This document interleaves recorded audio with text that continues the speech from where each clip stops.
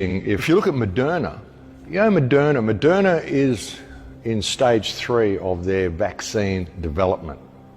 And the vaccine is already there. They're just pretending that they've got to develop it. It's already developed. Moderna, when Moderna was formed, the first CEO of Moderna was a young Cornell graduate by the name of Anthony Fauci.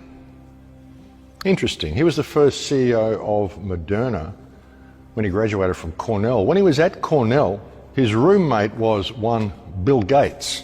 Interesting. Bill Gates and Anthony Fauci were roommates at Cornell. Fauci was the first CEO of Moderna.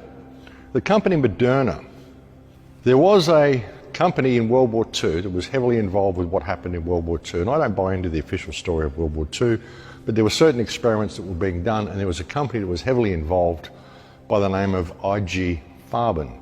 IG Farben was run by a Jewish guy turned Nazi, later turned American, by the name of George Soros.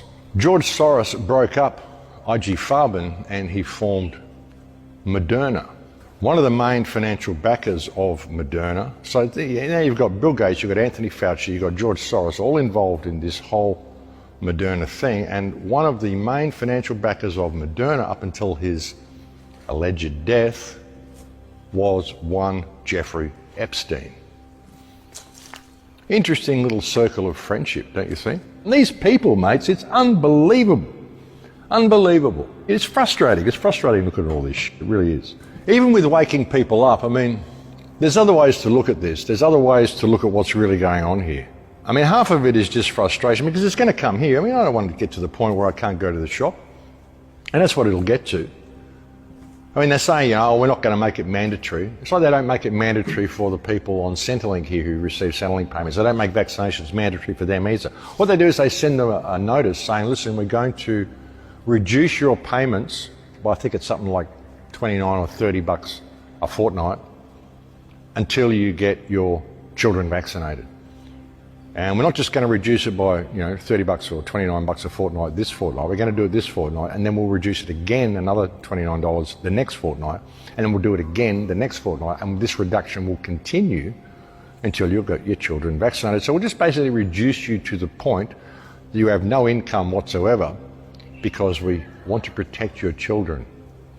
This is what they do, but we're not going to make it mandatory. It's not mandatory. We'll give you a choice. You don't have to go and get vaccinated. You could just let your payments get reduced to zero, or you could go get a job.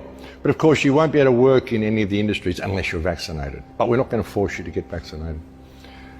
This is how they do it, folks. This is how they do it. This is this whole thing, And it's all because people, won't stand up for themselves. They're not prepared to be human beings, realize that they don't have any owners. We can do what we can, but it's not up to us to wake everybody up. If people don't get it, then they don't get it. And if they don't get it now, ignorance is truly a choice in this day and age, folks. If they can't see what's happening, then I don't really know how to help them from that point, But we've got to face the reality that, a lot of people probably won't make it through. A lot of people probably won't get it.